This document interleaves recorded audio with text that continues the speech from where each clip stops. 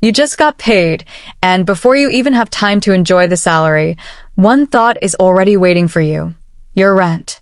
Maybe your landlord wants 1.2 million naira. Maybe it is 2 million naira. Maybe you are in Abuja and the house you actually like is so expensive that you have started asking yourself a dangerous question: should I just take it and figure out the rest later? That question is more important than it sounds, because the wrong rent can quietly turn a decent salary into a financially stressful life. Let's look at Kelvin. He earns 500,000 naira every month. On paper, that sounds like a salary he should be able to manage. He finds a decent two-bedroom apartment for 1.5 million naira a year. He does the calculation in his head and thinks that is only 125,000 naira a month. So he takes the apartment. The problem is that the landlord does not collect 125,000 naira every month. Tund has to find the entire 1.5 million naira when the rent is due. Then there are agency fees, legal fees, caution fees, service charges, moving costs, and the little expenses that somehow appear whenever you are trying to secure a house. Suddenly, the house that looked affordable on paper requires a huge amount of cash up front. And this is where many Nigerians make a mistake. They calculate rent based on whether they can somehow raise the money, instead of asking whether they can comfortably live with the financial consequences after paying it. Those are two completely different questions. There is a common rule used in housing affordability. Your housing costs should generally not take more than about 30% of your income. Nigerian Housing Research and a Central Bank of Nigeria publication have also discussed the 30% household income benchmark, while noting an important problem with it. Someone can spend only 30% of a very low income on housing and still struggle to afford food, transportation, healthcare, and other essentials. So if you take home 300,000 naira every month, 30% is 90,000 naira. If you take home 500,000 naira, it is 150,000 naira. If you take home 1 million naira, it is 300,000 naira. But there is an important catch. In Nigeria, especially today, you cannot simply take 30% of your salary and assume the answer is settled. Because your rent is not the only cost of living in that house. Imagine you earn 400,000 naira and decide that 120,000 naira a month is your maximum affordable rent because that is 30%. You find the perfect apartment, but the apartment is far from your workplace. Now your transportation costs another 50,000 or 70,000 naira every month. Electricity is another expense. Water may be another expense. Estate or service charges may appear. You may have to buy a generator, fuel, or alternative power. Suddenly, the apartment did not really cost you 120,000 naira. It is consuming much more of your income. This is why I would rather you think about your total housing cost, not just the amount written on the rent agreement. A cheaper house can sometimes be the more expensive house. If you save 300,000 naira on annual rent, but spend an extra 50,000 naira every month commuting, you have not really saved money. You have simply moved the cost from your landlord to your transport provider. Over 12 months, that extra 50,000 naira becomes 600,000 naira. And this is where location becomes part of your rent calculation. For someone earning 300,000 naira a month, living close to work might justify paying slightly more for rent if it dramatically reduces transportation costs and gives them more time. But for someone earning 1 million naira, paying an enormous premium simply because an apartment is in a fashionable neighborhood may not make financial sense either. The right house is not necessarily the cheapest house, and it is not necessarily the most beautiful house. It is the house whose total cost fits the life you are actually living. There is another problem Nigerians face that makes the normal monthly rent calculation even more difficult, and that is annual payment. In many countries, people think about rent as a monthly expense. In Nigeria, your landlord may be thinking about the entire year at once. That changes the financial equation completely. If you earn 400,000 naira monthly, your annual take-home income is 4.8 million naira. A 1.2 million naira annual rent consumes 25% of that annual income. That might look reasonable against the 30% benchmark, but you still need to produce 1.2 million naira at one point in time. And if you do not have that money saved, you may borrow it. That is when an affordable house can become an expensive financial decision.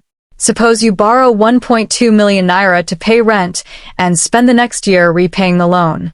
You have effectively brought next year's income forward to pay today's landlord.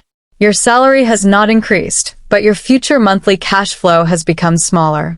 Then food prices rise. Transportation becomes more expensive, someone in the family needs medical attention, your phone develops a problem, or your business needs additional capital.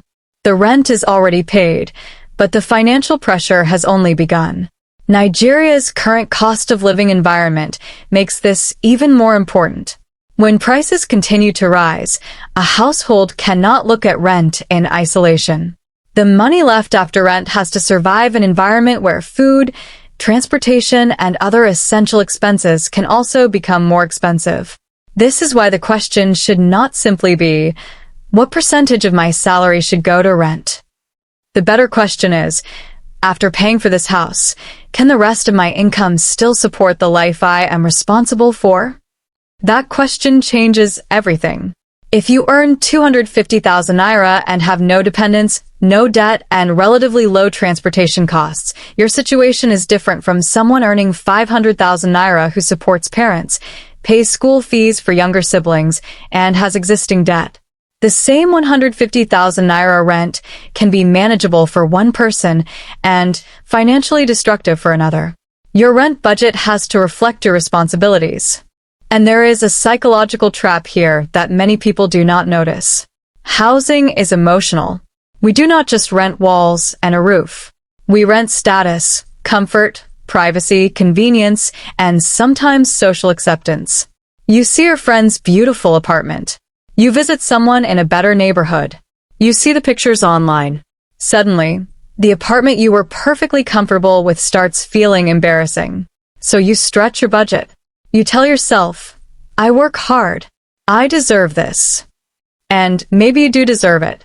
But deserving something and being able to afford it are not the same thing.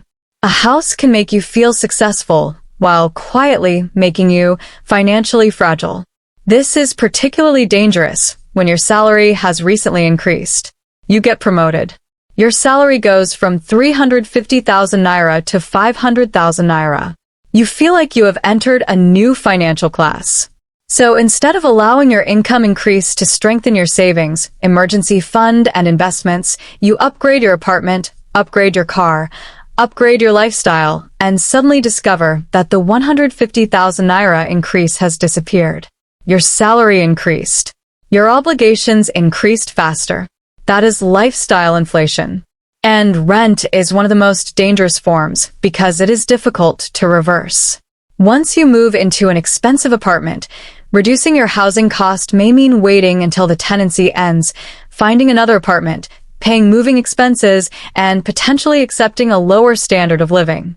So how do you actually decide what you should spend? Start with the 30% rule, but treat it as a warning line, not a law. Calculate roughly 25 to 30% of your reliable take-home income and use that as your starting housing budget.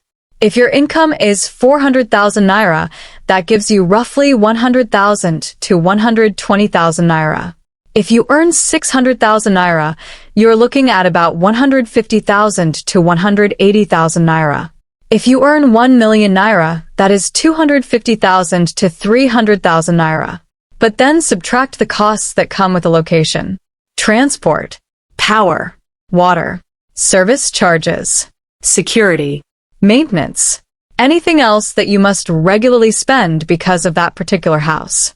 Then look at what remains. Can you still save? Can you handle an emergency? Can you pay your debts? Can you feed yourself properly? Can you support the people who depend on you? Can you survive for a few months if your income suddenly stops? If the answer to all of these is no, the house is probably too expensive for you, even if you technically managed to pay the rent. There is also one rule I would add specifically for Nigeria. Do not judge rent affordability by rent alone. Judge it by rent plus the cost of living around that rent. A 1.5 million naira apartment that costs you 20,000 naira a month to commute to work may be financially better than a 1.2 million naira apartment that costs you 60,000 naira every month to reach the same workplace.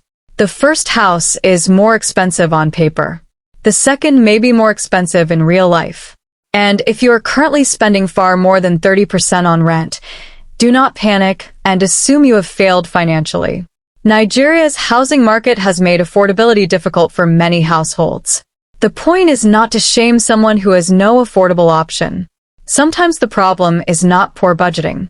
Sometimes the housing market simply does not match people's incomes. But knowing that does not mean you should stop looking for ways to reduce the pressure. Maybe that means choosing a smaller apartment temporarily.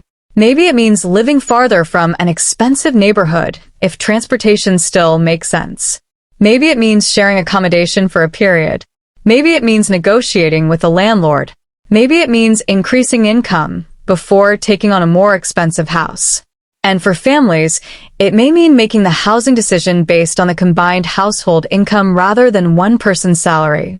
The goal is not to live in the cheapest house you can find. The goal is to make sure your house does not consume the money you need to build the rest of your life. Think back to Kelvin.